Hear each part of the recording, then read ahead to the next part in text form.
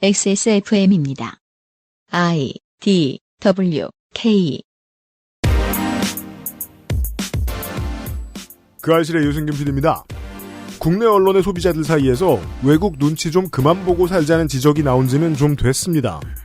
외신이 우리에 대해 뭐라고 하는지 궁금한 정도가 심했다는 얘기인데 이상하게도 우리는 실제 외신이 한국에 대해 얼마나 관심을 가지고 있는지 어떤 관점으로 보도하는지 잘 알지 못합니다. 국내 언론이 번역을 잘해준다고 믿기 때문일까요? 그렇지도 않은 것 같은데요. 선생이 좀 알아보았습니다. 2020년 10월 두 번째 목요일에 그것은 알기 싫답니다.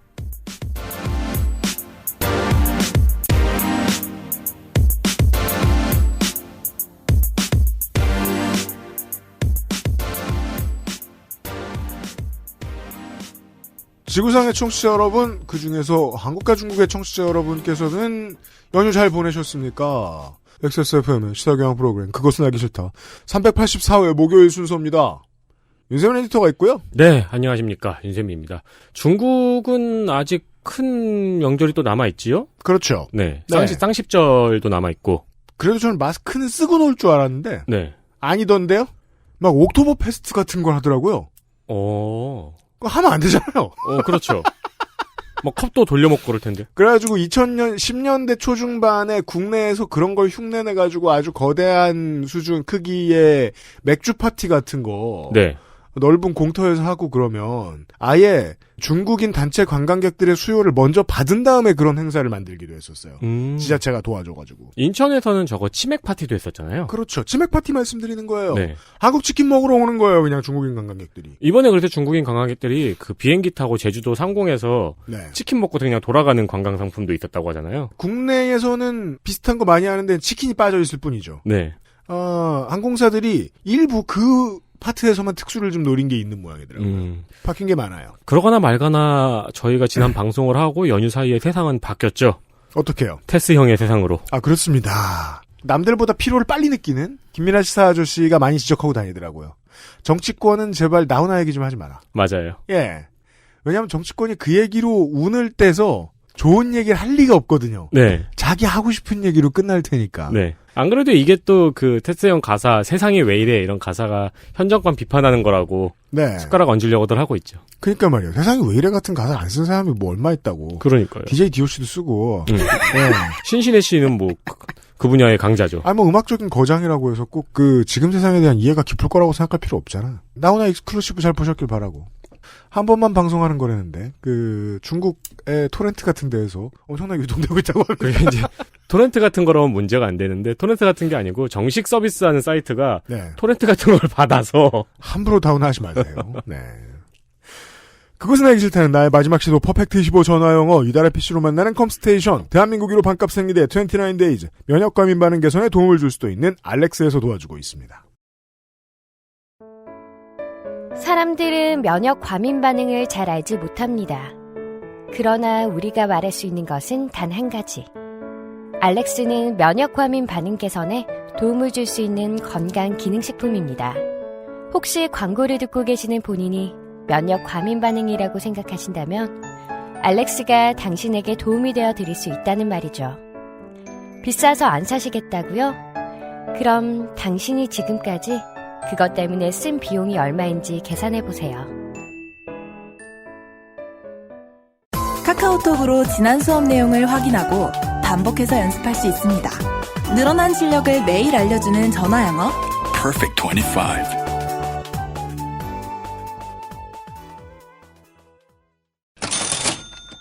진짜로 갑자기 추워졌어요. 어땠냐면요, 제가. 네. 일요일에 방송국에 가요. 담배를 피우러 뭔가 먼 데에 갔다 와요. 그때 밖에 나갔다 오죠. 네. 피우고 들어갔어요. 저녁 6시에 들어갔어요. 저녁 8시에 끝나고 나왔어요. 다른 계절이었어요. 그러니까요. 제가 이성적으로 궁금한 나 왜 반바지 입었지? 그러니까 이제 생각해보니까 오늘 계속 반바지 입었거든. 녹음을 내가 3달을 했나? 네. 그렇게 빠르게 바뀌었습니다. 올 9월에 콜로라도 같진 않지만 네, 한국은 그래요. 네, 갑자기 추워져 버려서 이 추워져 버린 거를 가장 과하게 느끼는 사람들, 비어머들이 있죠. 살짝 왔네요, 저도. 네. 저도 뭐 운전하면서 재채기하느라 정신없고 면역과민 반응에 시달리는 여러분들은 참 생활하기 어려운 여건입니다. 그럼요. 환절기. 콧물, 눈 간지럽고 재채기 나고 휴지 잔뜩 쓰고 난리가 나죠. 저는 그래서 전보로를 따로 주문해요. 아, 네. 제 전용으로. 네. 근데 요즘에는 또 재채기 하기가 눈치 보입니다. 당연합니다. 기침도 그렇고 밖에서 재채기를 계속하면 사람들이 조금씩 쳐다봅니다. 3월에는 막 시비 붙고 그랬어요. 재채기했다고. 지난주에는 제가 중국집에서 볶음밥을 먹고 짬뽕 국물을 마시다가 사례가 들려가지고 네. 아주 곤란했습니다. 밖에 나갔다 와야 되죠. 한 4번 하고 밖으로 뛰어나갔죠. 네. 네. 조금이나마 이 혼돈의 시대에 눈치를 덜 보며 사는 방법으로 저희는 알렉스를 권합니다. 이미 많은 분들이 쓰고 계시다. 네, 아토피, 피부염, 천식, 비염, 음식 알레르기 등 다양한 면역과민 반응에 시달리는 과민자들에게 빛이 되어주는 헬릭스미스의 스테디셀러 알렉스입니다. 네. 7년의 연구 끝에 찾아낸 기능성 원료, 달의 추출물.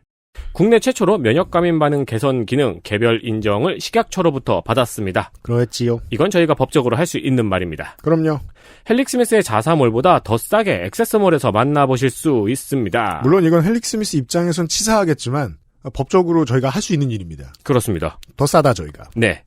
환절기 면역과민 반응의 친구 알렉스를 만나보세요. 저도 큰 병원에 가서 수십 가지 알러지 검사를 받았습니다만 검사를 받고 나서 어떠한 가이드를 받고 그에 맞는 치료를 받을 수도 있어요. 경우에 따라 치료법이 없거나 있어도 매우 지지부진할 수도 있죠. 제 경우에는 이제 피하라 그랬는데 근데 진먼지 진드기를 피할 방법은 별로 없어서요. 맞습니다.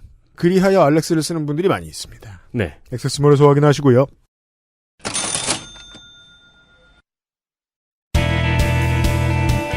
뉴스 라운드업 History in the Making. 자, 뉴스 라운드업입니다. 뉴스를 많이 보시는 분들 혹은 미래에서 이 방송을 찾아 들으시는 분들 강경화 장관 남편에 대한 뉴스가 비교적 빨리 잡혔습니다. 불길이. 네. 일단 사건이 아닌 것임은 종종 그랬듯이 동일하고 그래도 국감에서 또 나올 거예요. 검찰이 아닌 외교부 고위급에서 강 장관을 싫어하다 보니까 파워상 언론이 많이 받아 적어줄 유혹을 느끼지 못했던 것 같습니다. 네. 언론인뿐만 아니라 우리 모두는 이 권력의 크기를 본능적으로 느낍니다.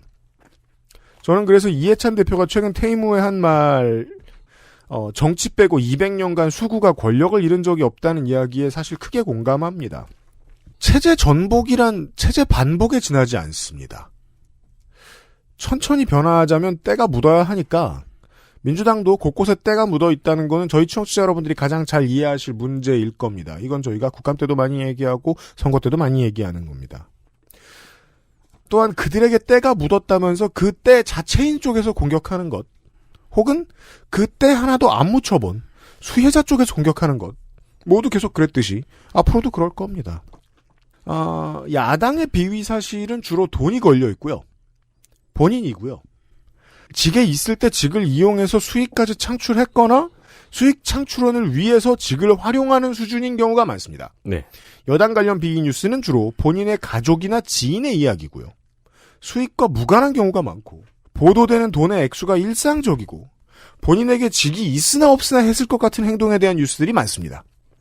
내가 분노했을 때 그 분노를 해소하기 위해서 내가 싫어하는 사람이 하는 일을 막 침소봉대하는 문장을 누구한테 말해봤거나 온라인에 막 써보신 분들이 계실 겁니다. 많은 분들이 그래요. 사람이 그럴 때도 있는 겁니다. 철들면 반성하면 됩니다. 근데 이놈의 기자들은 영원히 이럴 건지 모르겠습니다. 뉴스 보시죠. 국민의힘 중앙청년위원회에서 만들어 올렸던 청년이 소개 카드 뉴스가 논란이 되었었죠. 네. 가장 유명했던 거는 여러분도 보셨을 겁니다. 하나님의 통치가 임하는 나라라고 써있는 카드도 있었고 네. 그 외에 뭐 육군 땅개 네. 한강... 알보병이 뭐예요? 저는 그것은 아니었던 것 같아서. 라이플? 저희 때도 알동기란 얘기는 썼는데 네. 훈련소부터 계속 동기면 알동기라 그랬는데 알보병이란 말은 처음 들어봤어요. 뭐지 그럼 난? 한강 갈 뻔 등등의 표현이 문제가 되었습니다. 국민의힘에서는 이재빈 본부장과 김금비 기획국장을 면직 처분하고 주성원 대변인의 내정을 취소했습니다. 네. 그리고 지난 5일에 박결 국민의힘 중앙청년위원회 위원장이 직책과 당적을 내려놓겠다고 밝혔습니다. 네. 이 양반이 실제로 그러고 있는지는 지금 알 수가 없습니다. 네, 한편 지난 추석 특집에서 유피디님이 예언과 펠레를 동시에 행했습니다. 그렇대요. 차벽을 세우는 것이 합리적이지만 차벽에 대한 인식이 안 좋아서 세울 수 없다는 이야기를 했었죠. 제가 이 얘기를 왜 했냐면 뉴스들이 이 얘기를 안 다뤄줄 것 같아서 만약에 차벽을 그러니까 지금 쌓는다면 광화문 광장에 못 모이게 광화문을 둘러칠 거 아니에요. 네. 그건 예전에 명박산성하고 다르잖아요. 청와대를 보호하기 위해서 청와대 주변의 효자동에 사는 사람들까지 못 나가게 만들었었던 거란 말이에요. 범위가. 그 지점에 있어서 다를 거기 때문에 해도 된다라고 생각했던 건데 정말 그렇게 했는데 욕을 먹고 있어요.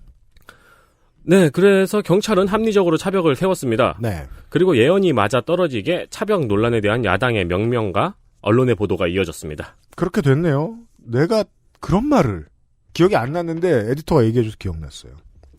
이 두 가지 소식을 한꺼번에 전달드리는 이유는요. 이 두 가지를 합해서 보면 짧게만 얘기하면 지난 총선부터 6개월 동안 이어져 왔던 국민의힘 비대위가 노력해왔던 극우 태극기 개신교 세력과의 결별이 실패했음을 자인했어요. 연휴 동안. 와락 끌어안는 연휴 기간이었습니다. 그 지점에 있어서 낭패라고 생각하는 국민의힘 내부의 사람들이 있었으면 좋겠습니다. 그러니까 유혹을 못 느끼는 거죠. 뭐가요? 그러니까 이제 차벽을 세웠어요. 네. 이 몸에서 끌어오르는 유혹을 못 느끼는 거죠. 그래요? 그러니까 이제 야당의 공격 패턴이 비슷하잖아요. 지난번 보수 정권이 했던 것과 똑같은 것을 하면 공격한다. 네. 그렇죠. 그 점에서 유혹을 못 이긴 거죠. 아, 그럴 수 있네요. 그 두 가지 이렇게 근데 결국 또 주호영 원내대표도 이거 젊었을 때 실수하고 그러는 거다 이런 식으로 넘어가 버리고 이 두 가지가 저는 계속 한 세트로 보였어요. 예. 여튼간에 다음 보시죠. 이낙연 더불어민주당 대표가 한국경영자총협회를 방문해서 송경식 경총회장과 재계 회장들을 만나서 현피를 뜨고 왔습니다. 그렇습니다. 실제로는 간담회였는데요. 여당이 추진 중인 공정경제 3법에 대해서 송경식 회장과 재계 인사들은 속도를 낮춰달라, 기업 현실을 반영해달라는 요구를 했고요. 네. 이낙연 대표는 의견은 경청을 하겠지만 속도는 늦추지 않겠다는 의사를 명확하게 표명하고 왔습니다. 그렇습니다. 디테일에 보시면 언론도 야당도 이런 걸 할 거라면 쉬운 해고 같은 우리 요구사항하고 연동해서 협상을 해보자. 그게 협치다. 이런 식으로 말하고 있습니다. 이것은 저희가 봄쯤에 소개해드린 적이 있습니다. ILO 비준 관련된 것을 처리해 줄 테니까 노동개혁 같은 걸 좀 우리가 예전에 박근혜 정부 때 추진하려고 했던 몇 가지를 좀 더 넣자라는 요구가 있을 것이다. 예. 그 얘기가 이제 경총회 대표자들하고 한 얘기하고 사실은 동일한 이야기인데요. 이낙연 대표는 그 나긋한 말투로 아주 짧게 말하면 됐고 우리 180석이라고 말하고 온 겁니다. 이 권력 다툼에 매몰된 사람들은 압도적 다수를 어디에 쓰느냐고 자꾸 묻습니다. 우리가 분노해 있으니까 분노한 어떤 문제들을 독단적으로 해결해달라는 요구를 많이 하죠. 실제로 다수 의석은 이런 데 쓰이고 있습니다. 네. 제발 좀 찾아봤으면 좋겠습니다. 여당 대표가 그냥 편안하게 아주 고압적인 태도로 나긋하게 말하고 올 수 있는 상황이 연출된 것은 이 국회에서의 압승이 강합니다. 네. 그리고요. 네, 우리가 나훈아형의 라이브를 구글에서 검색하면은 거의 유튜브만 나오고 네이버에서 검색하면 네이버 TV 결과가 우선적으로 보이죠. 그렇더라고요. 네, 저는 이게 당연한 건 줄 알았거든요. 네. 근데 이게 공정거래법 위반이라고 합니다. 그렇대요. 공정거래위원회에서는 네이버가 쇼핑, 동영상 분야에서 노출 알고리즘을 조정해 네이버의 오픈마켓과 동영상 서비스를 검색 상단에 올려놓은 것이 확인되어서 과징금 267억 원을 부과하기로 했다고 밝혔습니다. 네. 특히 오픈마켓의 경우에는 검색 서비스 시장의 지배적 사업자가 자사의 마켓을 더 상위에 노출되도록 조작한 것은 다른 사업자의 경쟁을 제한하는 행위라고 공정위에서 밝혔습니다. 그렇답니다. 공정위는 뭐가 자신이 있어야 이런 걸 집어넣을 수 있습니다. 안 그러면 자기들이 다치기 때문에. 네. 이제 이것과 관련한 논평을 제가 신문, 방송, TV에서 보면서 안타까웠던 게 언론인들이 이 문제에 대한 이해가 깊어질래야 깊어질 수 없나 보다 싶다는 좀 절벽을 느꼈습니다. 전에 팟빵하고 관련한 방송을 해드리면서 제 경험담을 전해드린 바가 있어요. 우리가 원하는 서비스를 해준다면 팟캐스트 순위가 있죠? 순위에 대해서도 가산점이 부여될 수도 있다는 말을 아무렇지도 않게 하던 관리 담당자에 대해서 제가 말씀드린 적이 있죠. 제가 이 위험한 얘기를 그냥 해드릴 수 있었던 이유는 제가 직접 들었기 때문이었죠. 플랫폼을 구축하는 사업을 해서 어느 정도 자리가 잡힌 모든 사업자가 다 하고 있는 일이고 다 하고 있는 고민입니다. 선악을 좀 빼놓고 생각을 하면요. 어디까지가 정상적인 영업이고 어디서부터가 조작인가가 네. 어렵다는 거예요. 예를 들어 아마존이라면 아마존 익스클루시브, 스폰서드 이런 물품이 상당히 잘 보이게 검색 부분에 배치를 시켜요. 네. 광고죠. 스폰서드 물건은 아무래도 내 니즈하고 100% 맞을 가능성이 아주 높진 않아요. 그럴 거예요. 그래서 스킵을 해요. 그리고 이걸 스킵하는 걸 반복하다 보면 내 니즈에 100% 맞는 게 나와도 첫 번째 줄을 스킵하게 되는 성격이 생겨요. 네. 아무래도 사람의 관성이 생겨요. 귀신 같은 아마존이 이걸 모를 리가 없거든요. 네. 근데도 불구하고 오랜 세월 노출 결과에 대해서 스폰서드 글자가 잘 보이게 해놔요. 그건 법적인 뭔가가 무서워서 그러는 걸 거라고 생각할 수밖에 없다는 겁니다. 네. 다른 사정이 있을 수 있겠지만 지금의 네이버에 대한 260억 원대의 가징금은 큰 의미가 없습니다. 법원을 드나들면서 줄어들 거고 공정위가 패소하면 공정위가 토해야 되는 돈이 또 상당할 거예요. 네.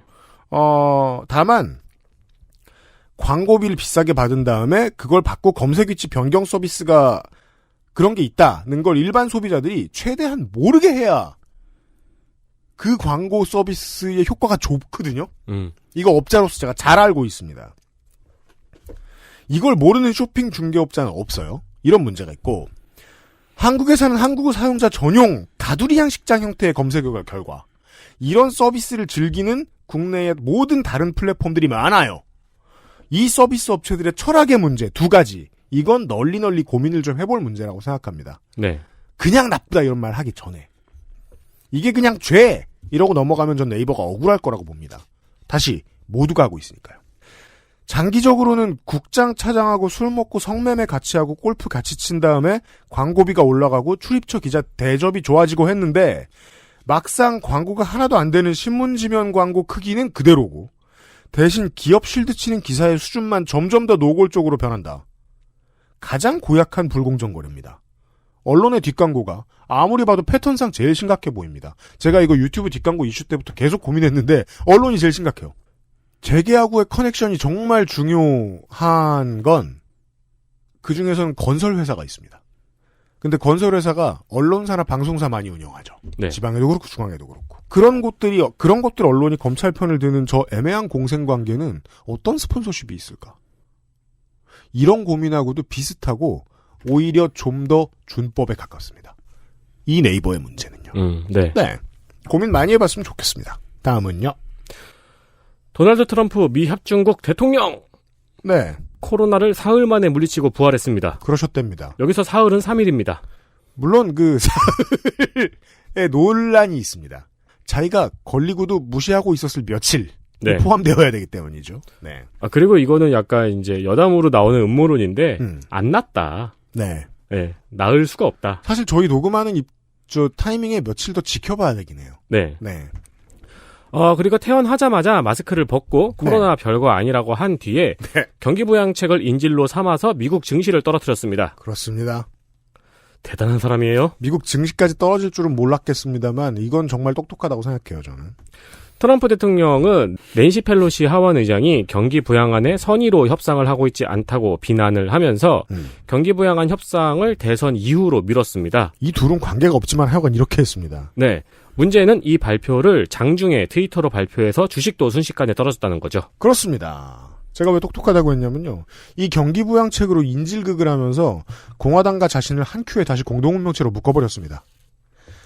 그러니까 그래 안 할 테니까 우리 후보를 찍어줘라고 하는 게 좋은 상황이 된 거예요. 타이밍이 너무 안 남아가지고 공화당 입장에서도.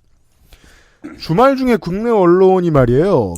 급착해진 보리스 존슨 영국 총리를 예로 많이 들더라고요. 트럼프도 그렇지 않을까라는 근거 없는 희망을 품은 기사들을 몇 대 보냈어요.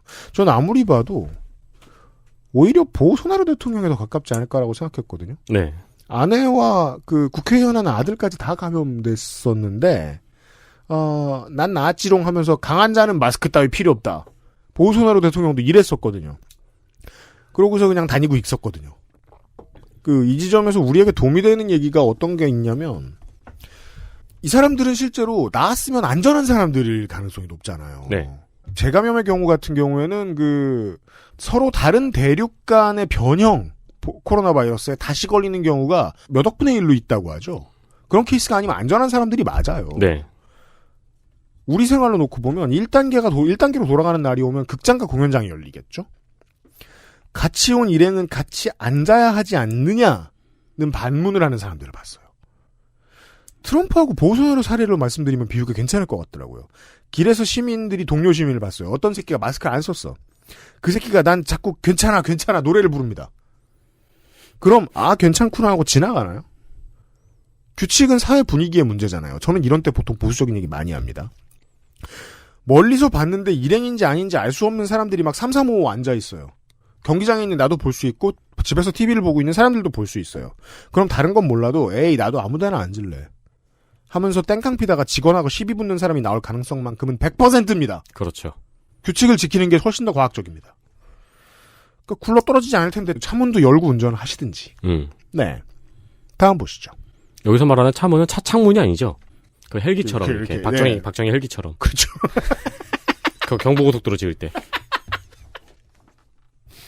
얼마 전부터 심심찮게 논의가 되고 있는 것이 BTS의 병역특례 이슈입니다. 네. 실제로 문화예술 체육인들은 국제대회 성적을 기준으로 병역특례를 받고 있죠. 그런데 BTS가 이들 못지않게 국위 선양을 하고 있으니 병역특례를 줘야 한다는 논의가 종종 있었습니다. 네.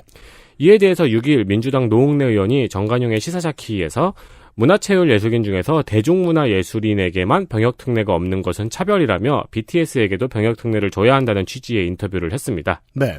이 경우엔 싸이 씨가 조금 억울하죠. 순서가 바뀌었으니까요. 맞아요.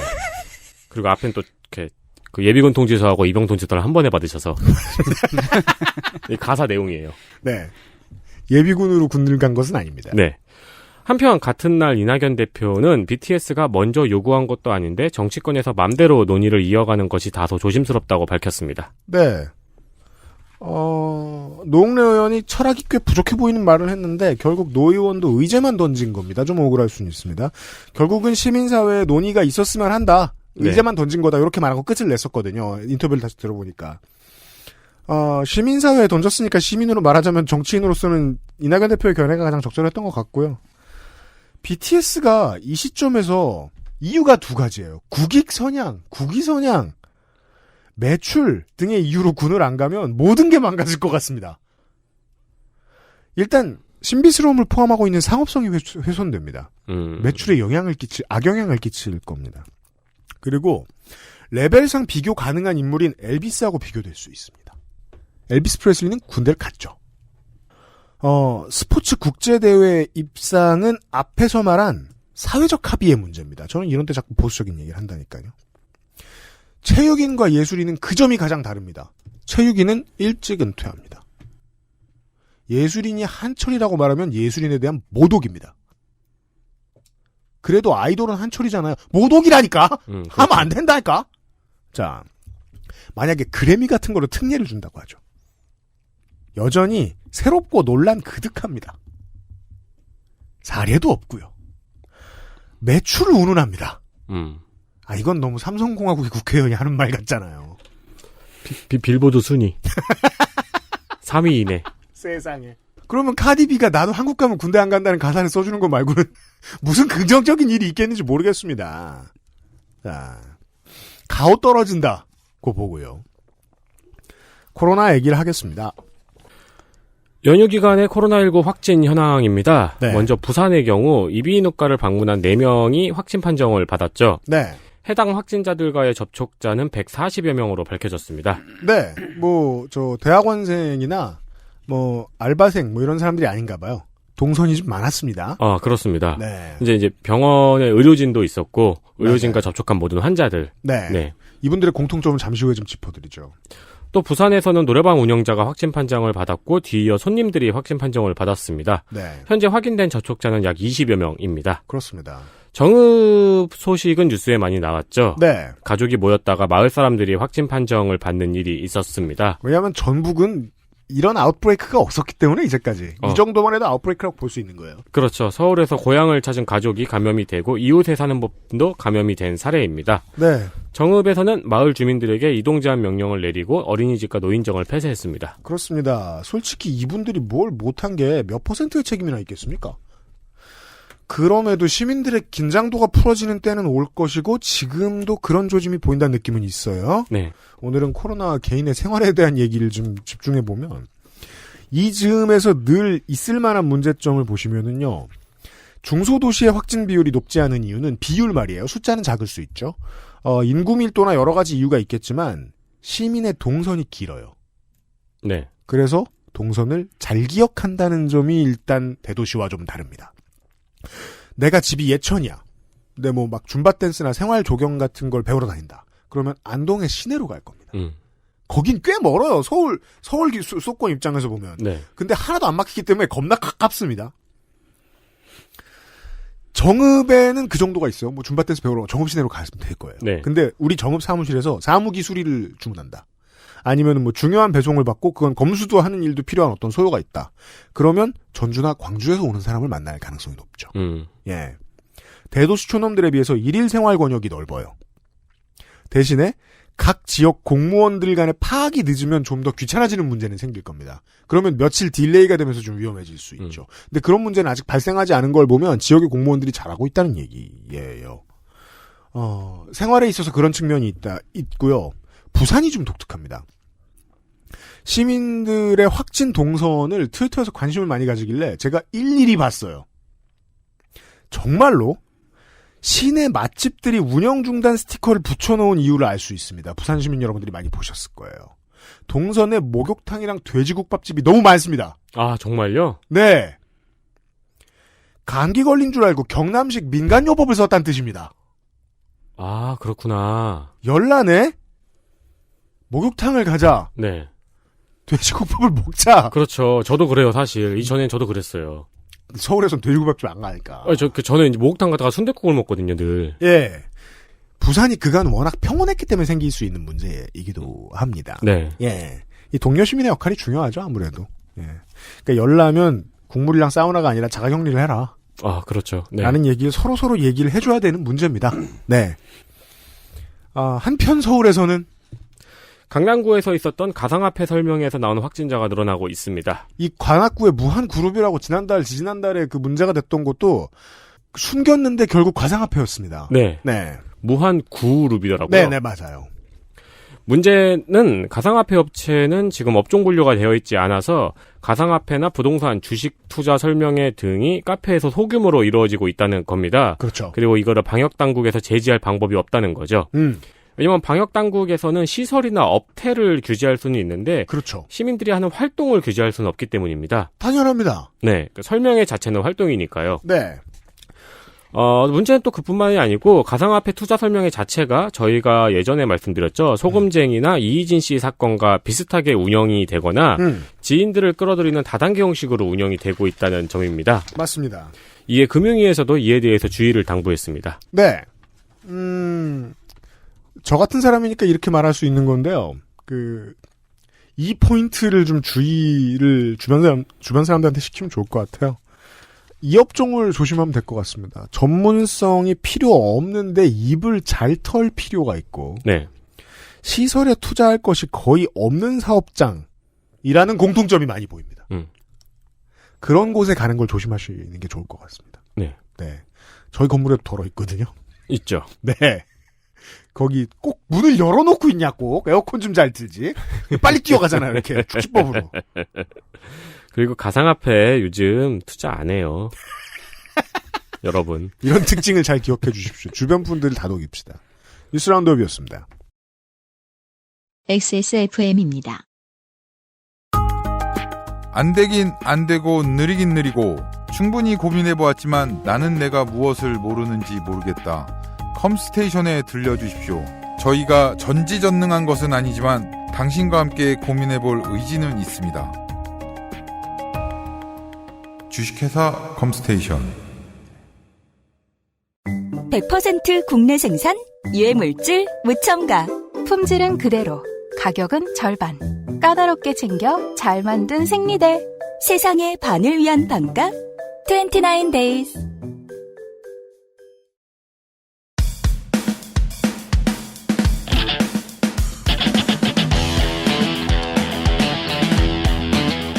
여러 가지 문제로의 다양한 접근. 이상평론.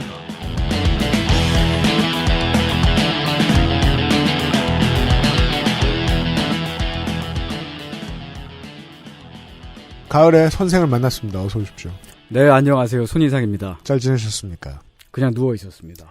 요즘은 가만히 있던 사람들을 만날 때 기분이 좋죠. 그렇죠. 안전한 사람들이거든요. 그냥 누워있다니 훈장감이네요. 네. 어제 제가 늙었다고 좀 우울했었어요. 왜요? 내비에서 그 갈 곳들이 적혀 있는 이 맵이 있잖아요. 네. 그 미니맵이 있잖아요. 거기에서 제가 홈 이렇게 써놨어요. 한 글자로. 홈을 눌렀어요. 그리고 운전을 하고 있는데 전혀 집으로 가는 길이 아닌데 시간이 얼마 안 남았다고 얘기를 해주는 거예요. 네. 뭐야? 이러고 봤더니 조금 좀 먼 쪽으로 가는 거예요. 알고 보니까 제가 눈이 나빠져가지고 홈이라고 쓴 데를 누른 줄 알았는데 갑이라고 쓴 데를 누른 거예요. 아니, 어떻게 홈하고 갑이 헷갈려요? 그래서 송갑이네 집으로 가고 있더는 거예요. 내비에 갑은 외정장돼 있는 거예요. 죽을까봐 걱정돼서. 내비엔 많은 게 저장돼 있어요. 한 글자로 써있는 게 흔치 않아. 갑이랑 홈 정도밖에 심지어 없어. 홍성갑 기자님 내는 서울도 아니잖아요. 네, 구리 저 남양주죠. 아니 뭐 오음이라고 써야죠. 오음진류교 본산으로 가는 거면 모를까. 그래서 기왕 간 김에 마트에 들러가지고 초밥 사가지고 집에 갔는데 기왕 간 김에 가비 형도 좀 만나고 오시죠. 거기까지는 안 갔죠. 이상하다는 느낌이 들 때는 이미 꽤 그래도 좀 한 7-8km 남아있던 상황이었기 때문에 이게 제가 본능적으로 이런 계산을 했었을지도 몰라요. 최근에 인류 중에 가장 안전한 사람은 성갑이다. 덕진이다. 라고 생각했을지도 모르겠거든요. 선생도 꽤 안전한 사람이에요. 저는 많이 안전합니다. 그렇습니다. 집에만 있습니다. 네. 노원구에 가장 오래 있는 노원구민이에요. 네. 네, 오늘 이야기할 주제는요. 올 한 해 동안 외신들이 한국을 어떻게 보도했나 하는 것입니다. 웬일이, 생각해보면 맨날 듣는 얘기인 것 같은데. 그죠. 선생이 이런 걸 준비했어요. 네, 그러게. 사실 한국어에는 동음 이의어가 많으니까. 네. 외신이란 단어에도 뜻이 몇 가지 있잖아요. 그렇습니까? 예, 그 외신이 이제 한 가지 뜻이 고환이란 뜻이 있고요. 정말요?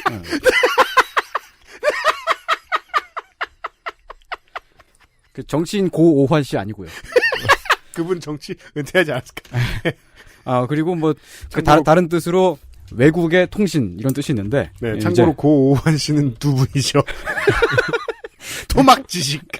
네. 외국의 통신을 좀 살펴봤습니다. 네.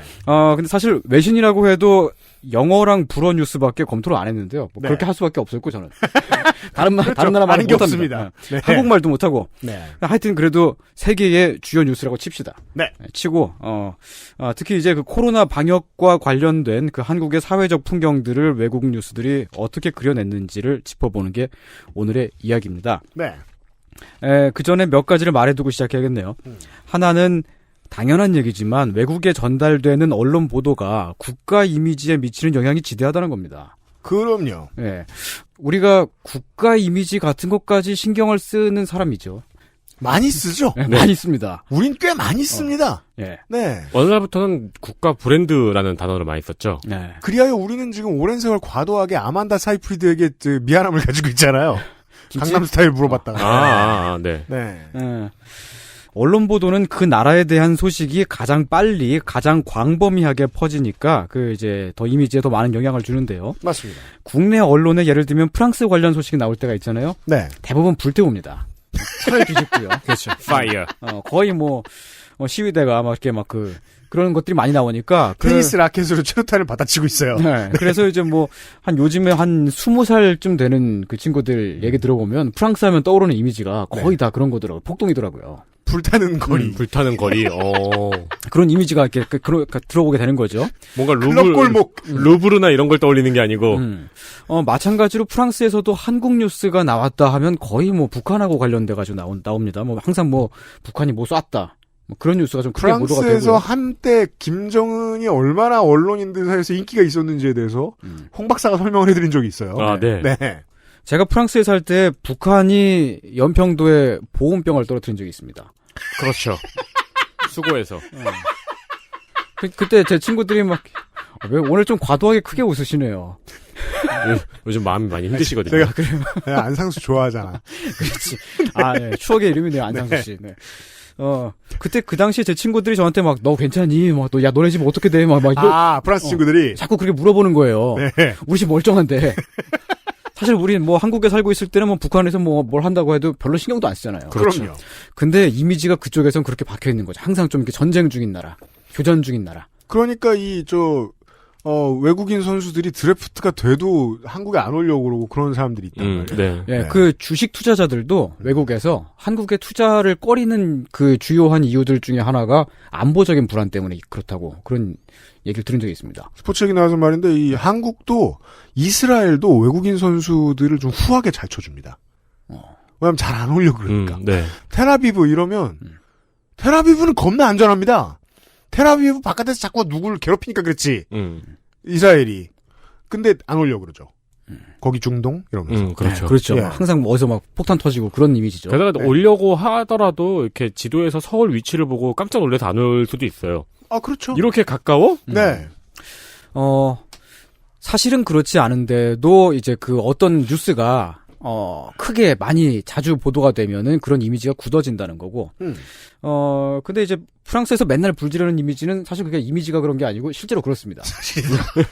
제가 살 적에 이제 제가 사는 집 바로 앞에서 네. 경찰이랑 시위대가 총격전을 벌였거든요. 제가 맨날 우유 사러 가는 슈퍼마켓 다 털리고 막 버스 정류장에 불나가지고 전소되고 그랬습니다. 아, 근데 이미지로 치면 저도 그런 게 있어요. 예를 들어, 브라질은 삼바 축제를 1년 365일 내내 할 것 같고. 그럴 것 같죠. 네. 스페인에 가면은 365일 내내 토마토 던질 것 같고. 막 항상 황소가 뛰어다니고. 소가 사람 죽일 것 같고, 막. 그 사람들 옆에서 박수 칠 것 같고. 네. 물론, 사람이 소를 죽이는 비율이 더 높습니다만. 그렇죠. 네. 네. 언론 보도가 그만큼 국가 이미지에 미치는 영향이 크다는 건데요. 특히 그 나라의 소식이, 특정한 시기, 특정 주제로 연달아 쏟아지면 그 영향이 더욱 커집니다. 네. 예를 들면 지금이야 우리 언론들이 중국 소식을 다방면으로 보도하지만 2000년대 초반, 중반까지만 해도 사실은 중국 뉴스가 국내 언론에서 그 보도 비중이 그렇게 높지는 않았었거든요. 세월을 쭉 회상해보면. 네. 천안문 민주화 운동을 네. 제외하면 중국이 주인공이 된 뉴스가 드물었습니다. 일단 무엇으로도 이슈가 안 되는 나라였기 때문입니다. 네. 경제로도. 예, 2000년대 초반까지만 해도 확실히 그랬어요. 그때 사람들이 이제 싸이월드랑 연동이 되어 있었기 때문에 네이트닷컴 뉴스로 많이 봤었거든요. 맞아요. 그때 제가 기억하는 것 중에 하나가 중국 뉴스가 나오면 돌 먹는 할머니.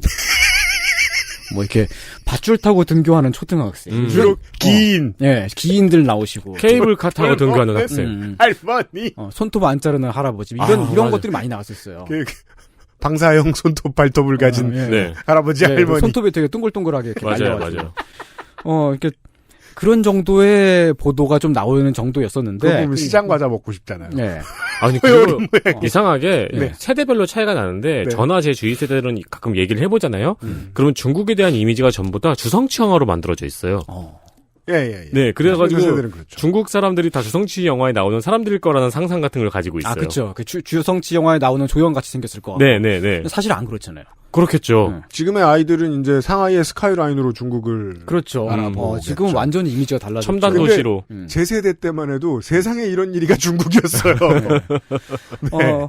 근데 그 당시에 중국 뉴스가 이제 국내에 많이 보도가 됐었던 게 이거 사실 뭐 국내에만 많이 보도가 됐던 게 아니고 세계적으로 중국에서도 큰 사건이었고 세계적으로도 많이 보도가 됐던 건데 뭐 이제 불량식품, 가짜식품 사건들이 2000년대 초반쯤에 많이 있었습니다. 쾌한 불량식품. 예, 그 막 가짜 기름이라든지 뭐 가짜 계란도 있었어요. 네. 그런 뉴스가 사람들한테 그 깊은 인상을 남겨가지고 가짜 등갈비 이런 게 있었죠. 가짜 등갈비도 있었어요? 아무 고기나 붙여놓는 뼈에다가 가짜 분유도 있었던 것 같아요. 그 가짜 분유 사건 때문에 한국 분유업계가 중국에서 아주 큰 돈을 벌었죠. 네. 지금도 그러고 있습니다. 네. 그때 이제 2004년도에 국산 만두 속에 중국산 식재료가 들어간다고 하니까 사람들이 만두를 안 먹었어요. 만두 업체들이 막 싹 망하고 만두 업체 사장이 자살하는 그런 사건이 한국에서 일어납니다. 사람들이 중국산을 못 믿었던 거죠. 그런 이미지가 바뀌어서 중국산 하면. 하필 또 이게 이 사건이 터지기 몇 년 전에 올드보이가 히트를 쳐서 사람들이 군만두를 많이 먹었거든요. 네. 뭐 이제 지금은 중국의 사정이 많이 달라져서 이제 그 바로 며칠 전이죠. 중앙일보 10월 5일자의 뉴스를 보니까 중국이 지저분하다는 건 옛말이라는 보도가 있었어요. 거기 네. 보면 중국의 위생 수준이 높아져서 오히려 지금은 한국 음식점들이 못 버티고 철수를 한다는 그런 이야기가 있더라고요. 네. 중국 프랜차이즈 음식점들이 직원 유니폼을 매일 새 옷으로 갈아입힌다고 합니다. 중국 프랜차이즈들 잘 돼가지고 국내에 진출한 곳들 보면 깜짝 놀랄 정도의 퀄리티를 보여줍니다. 위생뿐만 아니라 친절도와 서비스와 테크놀로지 등등 모든 면에서 상당히 앞서 있어가지고. 뭐 주문할 때 아이패드로 누르잖아요. 그렇죠. 네.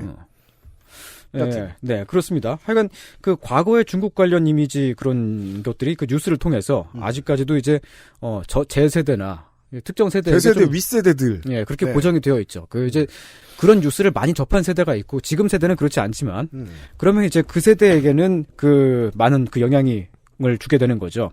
이런 식으로 그 나라의 일이 다른 나라 언론에 어떻게 보도되느냐에 따라서 언론 보도의 영향력은 문화예술이나 스포츠의 영향보다 더 큽니다. 맞습니다. 비교할 수 없을 정도죠. 2000년대면은 그 이제 가짜식품 사건 같은 게 쏟아지던 그런 때인데 그 중국 현대 미술이 전 세계 미술 시장을 씹어먹던 때이기도 했거든요. 그렇습니까? 예, 그 뭐 장샤오강이라든지 위에민준 같은 그런 거장들이 많이 나왔었고요. 위에민준은 미술에 관심 없는 저도 이야기를 많이 들어보고 그림도 기억이 나네요. 네, 그렇죠. 그렇습니까? 흔히 뭐 지금 살아있는 작가 중에 가장 그 작품가가 비싼 뭐 그런 식으로 막 손꼽히는 작가들 중에 한 명이었고. 네, 이가 한 60개쯤 있는 그림들. 네. 그리고 뭐 영화도 지아장커 감독의 주요작들이 쏟아져 나올 때였습니다. 네.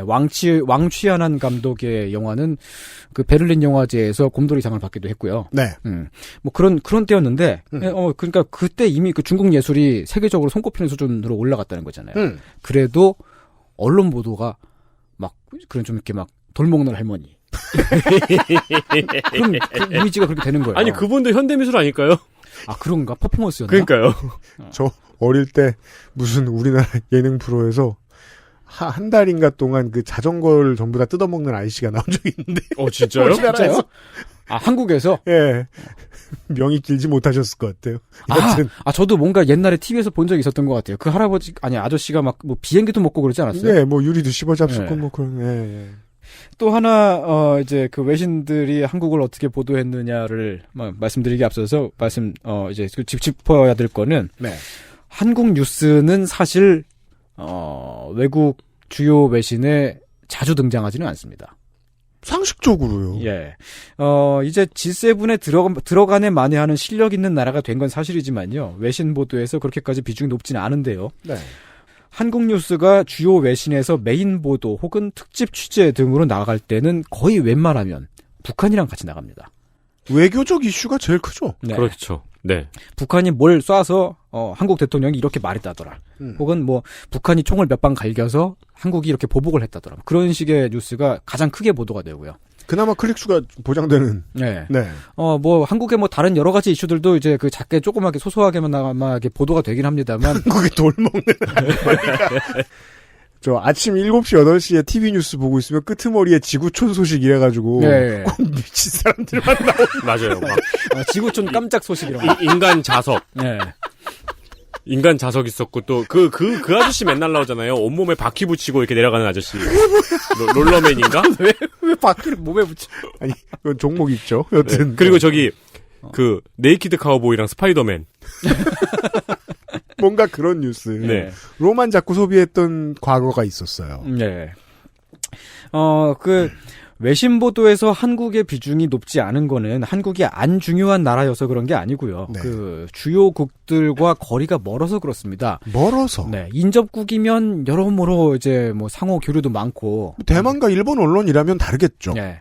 그런데 좀 멀기 때문에 우리도 뭐 스페인 왕이 누구랑 만났다든지, 네. 뭐 브라질의 톱스타가 뭐 죽었는지 살았는지. 마찬가지로 한국은 주요 선진국들과 멀리 떨어져 있기 때문에 뉴스에 잘 안 나온다고 말씀드릴 수가 있겠습니다.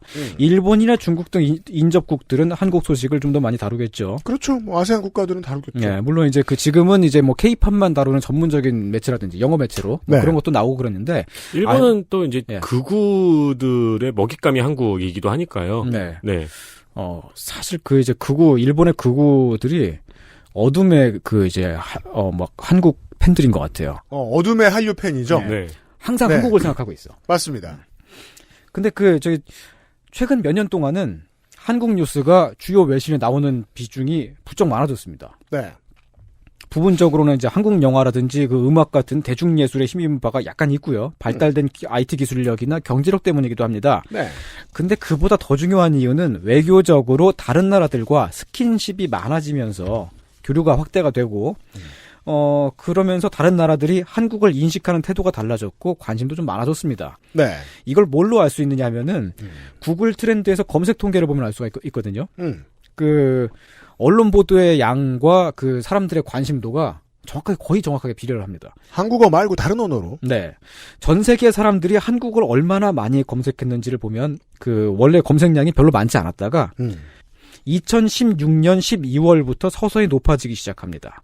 이땐 무슨 사건이 있었을까요? 그때 이제 그 박근혜 씨가 탄핵이 됐죠. 그렇죠. 네, 그 뉴스가 많이 나갔었고, 진짜로 그때부터 그 검색량이 갑자기 많아지기 시작해서. 네. 왜냐하면 외교 이슈로 코리아가 많이 등장했는데 한국의 정치사에서 이런 독특한 일이 생겨났으니까요. 그렇죠. 그리고 예. 전 세계에서도 탄핵은 흔한 일이 아니잖아요. 그러니까 대통령이 유혈 충돌이 없는 평화 시위를 통해서 그러니까 국회가 탄핵을 시키는 일은 드물기 때문에 네. 유니크해서 여러모로 잘 팔릴 만한 이슈였습니다. 네. 그리고 검색량은 평창 동계 올림픽 할 때 약간 다시 많아졌다가. 올림픽이니까. 네. 그리고 2018년 6월에, 이제 김정은이랑 쎄쎄쎄 할 때 확 높아지죠. 원래 그 선생의 쎄쎄쎄란 단어는 이럴 때 쓰지 않는 것인데 네. 아무 때나 많이 쓰고 그래. 우리 대통령이 김정은을 만났을 때 손을 잡고 그 선을 넘어가셨을 때 갔다가 다시 돌아오셨죠. 네.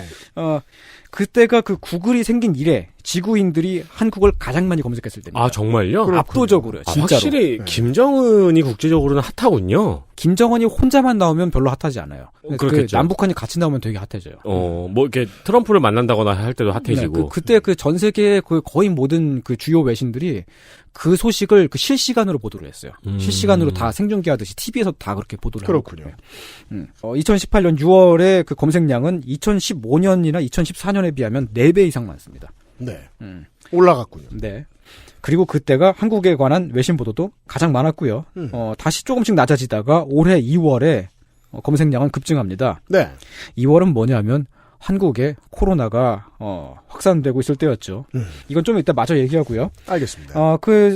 또 하나를 더 짚고 넘어가자면요. 코로나 바이러스의 창궐이 각 나라의 차이를 비교하게 되는 상황을 만들었다는 겁니다. 숫자로 나라들이 줄 서는 일. 네. 그리고 숫자가 우리의 예상과는 다른 일. 네. 사실 GDP, GNP만 하더라도 평생 보는 거라서 그렇게 궁금하도 안 하고. 네. 인구 숫자 줄 세우는 거야 뭐 다 아는 일이고. 새로운 수치 중요한 게 등장을 해버렸단 말이에요. 네, 그것도 전 세계인의 관심을 끌고 있는 그런 수치죠. 올 초만 해도 코로나 바이러스가 이렇게 장기적으로 전 인류의 이슈가 될 거라는 걸 누구도 그렇게 심각하게 받아들이지는 않았던 것 같습니다. 지금은 각 나라별 확진자 수 같은 것을 우리가 잘 신경도 쓰지 않게 되었습니다만 한국인들은 그렇게 됐어요. 예, 너무 이제 매일매일 들으니까. 네. 근데 올해 초만 해도 어느 나라에서 몇 명이 확진됐더라 하면서 각 나라별 확진자 수와 사망자 수를 1위부터 쭉 세워서 분석하는 뉴스가 어느 나라에서든 계속 나왔죠. 그러네요. 그때 한국을 왜 얘기했는지는 나중에 이야기를 주실 거고요. 예. 생각컨대 우리도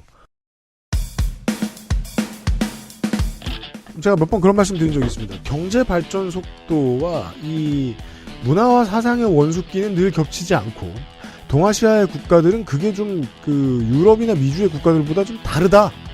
패턴이 만나는 속도가. 한국은 빠르게 경제 성장을 이룩했음에도 불구하고 이 외신을 보는 눈이나 외신을 전달하는 퀄리티에 있어서는 상당히 원시적이었어요. 네. 네. 그리고 그랬던 것만큼이나 외국에서도 한국에 대해 관심이 없었다. 그러다가 올라간 게 불과 5년 내에 일에 불과하다. 한국에 대한 관심을 외신이 가지게 된 것입니다. 네. 여기까지 이야기했습니다.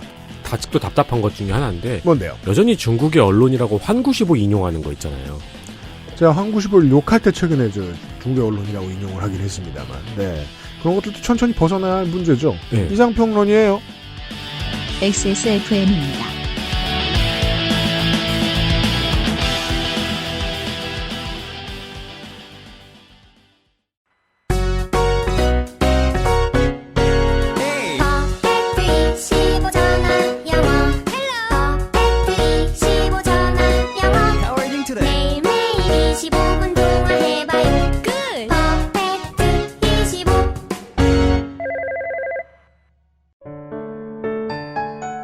면역 과민 반응 개선용 건강기능식품 알렉스. 면역 과민 반응 개선 기능으로 국내 최초 식약처 개별 인정을 받았습니다. 써보신 분들의 반응을 알아보세요.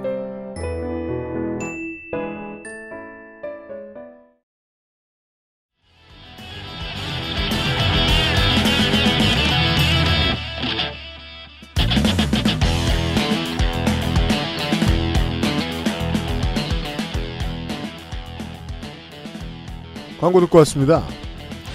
외신은 정말 다양한 뜻입니다. 1번이 외국으로부터 온 통신, 2번이 신장에 상대하여 고환 2를 이르는 말. 고환 2가 그 테스티클이고요. 고환 1은 공중에 친 줄 위를 건너다니며 재주를 부리는 고개. 이걸 하시는 분은 이제 고환인이라고 보면 되겠죠. 3번 외신은 타고 남은 불기운. 4번 어딨어? 4번 위에 두려워하여 삼감. 5번은 한 나라의 신하가 다른 나라의 임금을 대하여 자신을 가리키는 말. 외신입니다. 안녕하세요. 이렇게 하는 거군요. 네. 그 중에 1번 외신에 대해서 보고 있었어요. 네. 손희상 선생이에요? 네, 돌아왔습니다. 광고 듣기 전에 앞서서 이제 그 UMC님이 우리가 외신을 대하는 태도, 뭐 그런 걸 좀 말씀하셨었는데. 네. 사실 보면 우리가 되게 양가적으로 외신을 대하는 것 같아요. 어떤 점에서 말입니까? 한편으로는 외신 보도가 좀 그 과도한 권위를 부여해서. 맞아요. 그래서 막 좀 그 크게 확대해서 받아들이는 경향이 있고요. 이걸 악용하는 국내 언론이 있습니다. 있습니다. 네. 아무래도 뭐 과거의 민주화 운동 때라든지 그때 우리가 외신에 기대했던 것도 있었고 그렇죠. 실제로 그런 역할을 어느 정도 했던 것도 사실이고요. 네. 뭐 그래서 그렇지 않은가 싶기도 한데요. 또 한편으로는 우리가 그 이제 외신 보도를 거의 신경 쓰지 않는 것도 되게 많습니다. 뭐 막 한국의 산재 사망자가 이만큼 나왔다. 그런 외신 보도가 나가도 어쩌라고 이런 태도잖아요. ILO 비준을 안 한 나라다. 네. 어쩌라고. 근데 이렇게 그 되게 그 대립되는 그런 세계의 식으로, 네. 성매매 중심지다. 어쩌라고. 그렇죠. 네. 신경도 안 쓰죠. 이런 식으로 우리가 그 외신을 받아들이기 때문에 그래서 이제 이런 환경이 국내 언론들이 외신 보도를 다시 우리에게 소개를 할 때 그 편집 가능성을 많이 높여줍니다. 실제로 그렇게 인정하지 않지만 네. 언론의 주인은 국민이에요. 네. 그래서 국민 눈치를 봐요. 그래서 국민을 적당히 속이죠. 네. 그래서 이제 그 전후 맥락을 소거하고 되게 좀 사소하게 작게 나갔던 기사를 빵 터뜨려가지고 크게 내보낸다든지. 그렇습니다. 그런 것들도 있고 좀 더 심하게 가면은 아예 뜻을 바꿔가지고 다르게 내보내는 경우도 많이 있죠. 네. 코로나19 관련된 얘기들을 좀 볼까요? 네, 다시 돌아가겠습니다. 올해 초는 아직까지는 중국 외에는 세계적으로 확진 사례가 거의 없었을 때가 있었죠. 한 1월달, 2월달 초까지 그랬었죠. 그래서 서양 언론들은 그냥 코미디쇼에서 네. 이런 얘기 좀 하고 아니면은 저 음모론 좋아하는 아저씨들이 지구 편평론자 이런 사람들이 코로나 거짓말이야 이런 말하고 다니고 그런 때였어요. 네, 혹은 뭐 연구소에서 만들었다. 네. 그렇죠. 그런 것도 있었고요. 작년 12월 달에 중국 우한에서 바이러스가 발견된 이후 한 달 반 동안 외신들이 다루는 코로나 관련 소식은 주로 중국 소식이었고요.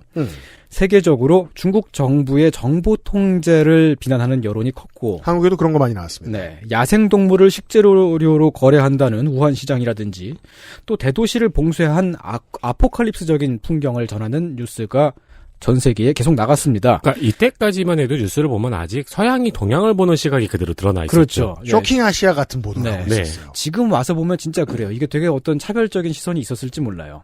그 외에 홍콩이나 싱가포르 등의 소규모 감염 사례가 작게 보도가 됐었고 네.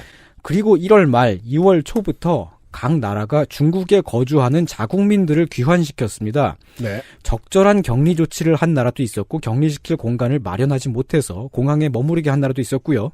귀환자들이 집까지 대중교통 타고 그냥 가도록 놔둔 나라도 있었습니다. 일본. 이때부터 국가별로 바이러스 대응 방법에 차이가 있었던 거죠. 이때는 이게 중요한지 몰랐죠. 네. 세계 언론 매체들은 각 나라의 코로나 대응을 다각도로 내보내기 시작했습니다. 이제 그렇습니다. 이때부터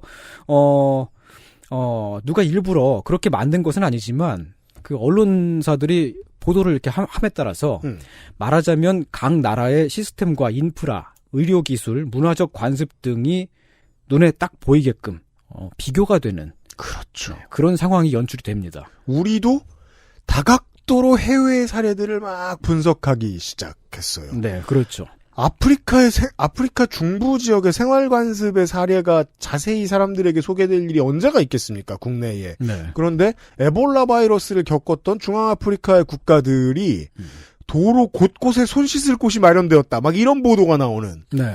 발전된 측면이 있어요. 그렇습니다. 네. 그리고 살면서 어떤 부분, 축구를 제외한, 사커를 제외한 어떤 부분에서 미국이 이렇게 처참한 꼴을 당하는 걸 볼 거란 생각을 못 했었죠. 그러니까 무슨, 크리켓. 네. 우슈. 이런 게 아닌 이상은. 그렇죠. 네. 근데 의료 지옥이라는 거를 사람들이 이제 깨달은 거죠. 네. 그때 그 한국 정부는 우한에 살고 있던 우리 교민들을 데려올 때 여러 가지 반발에 부딪혔습니다. 상당히 반발이 있었어요. 네.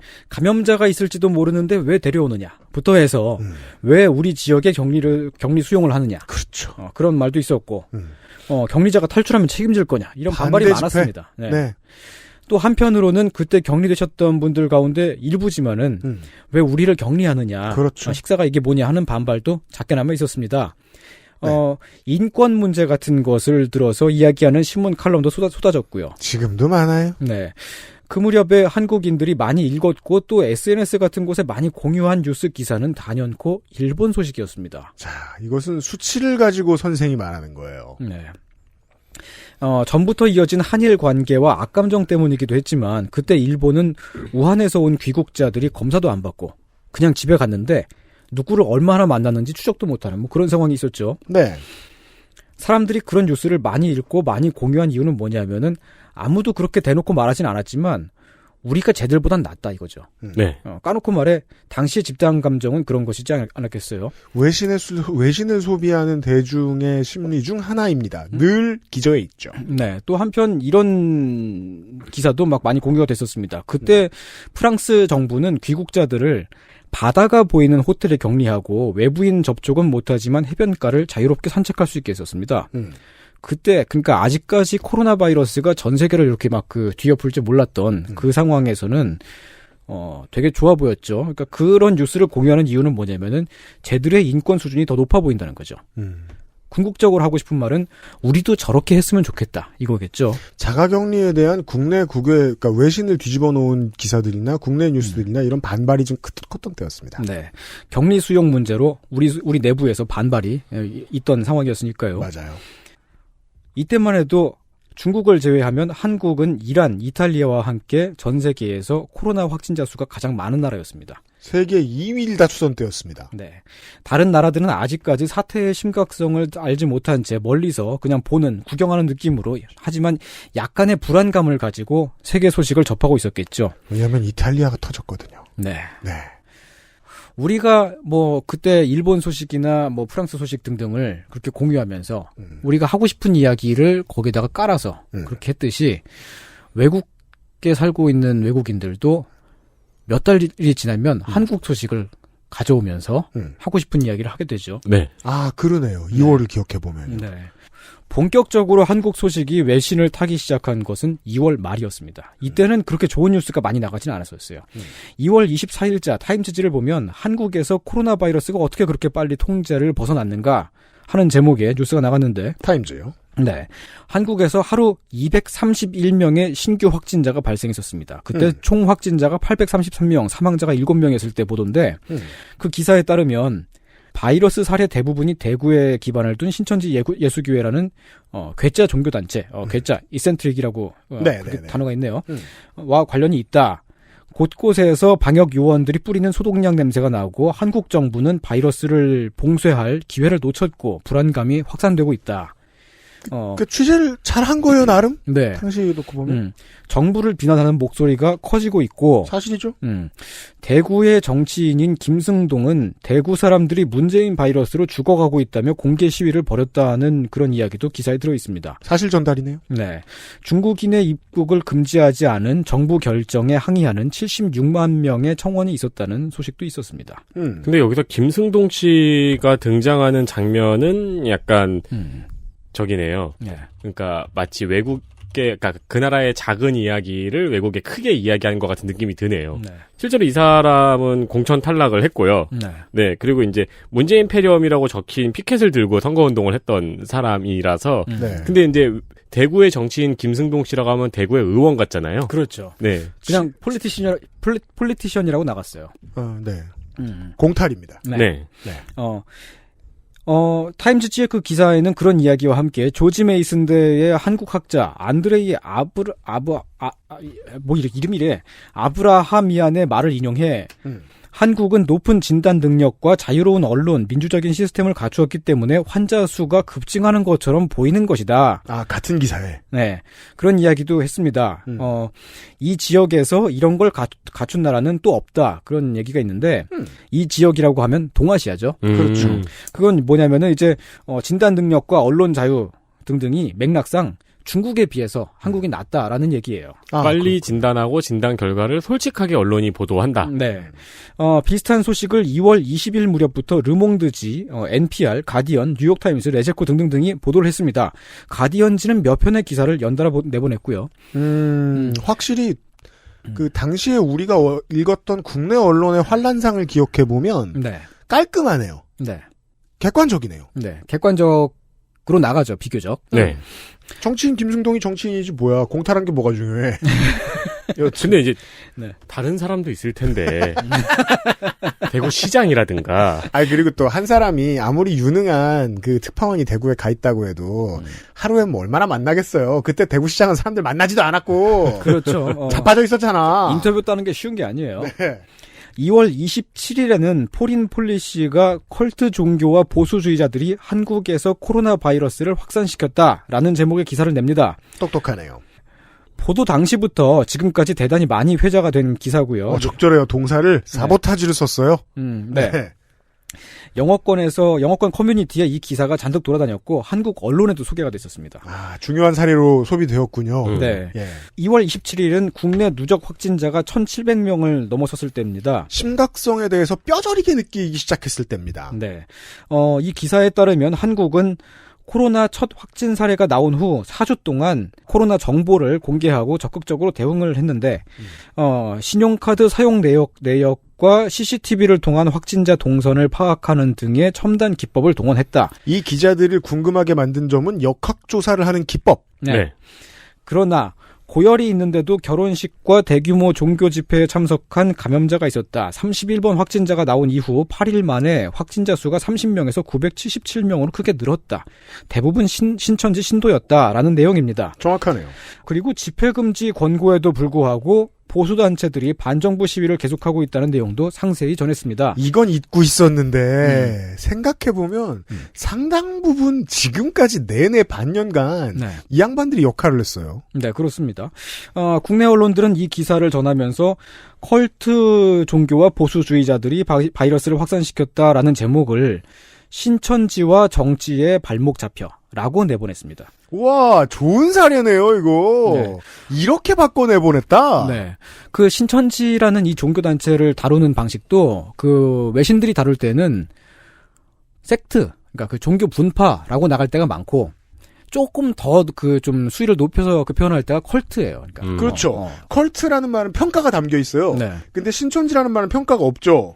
보수주의자라는 말은 정확히 지목하고 있고 평가가 없어요. 네. 대신에 정치라고 광범위하게 오역했어요. 네, 그렇습니다. 이건 의도죠. 네, 그때 그 당시 신천지라고 하는 단어를 국내 언론이 말할 때는 이단이라는 표현을 썼습니다. 네.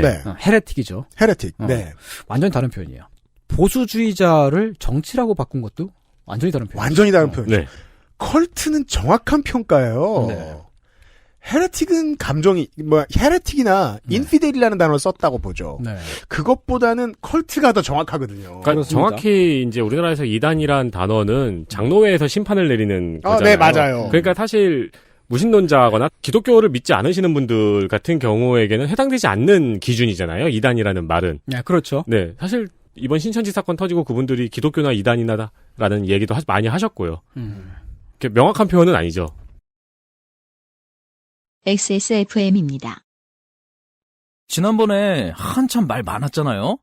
아내에게 29데이즈를 사다 줬는데 더 주문해달라네요. 좋은가 봅니다. 가격을 알면 더 좋아하겠죠? 소중한 사람들, 소중한 당신에게 29days.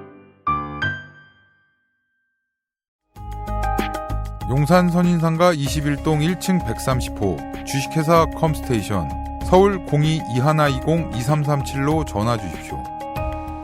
주식회사 컴스테이션.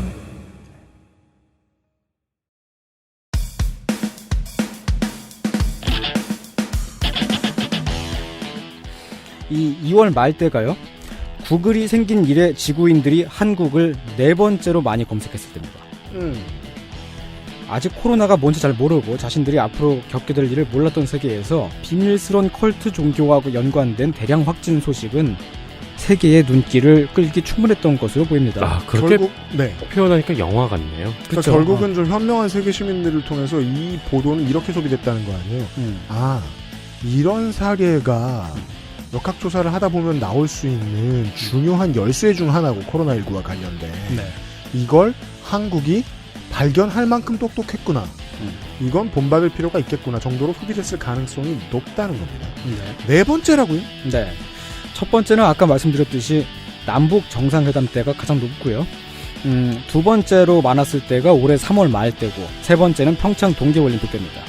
아하, 그렇군요. 이 정도 패턴까지는 알 수 있었습니다.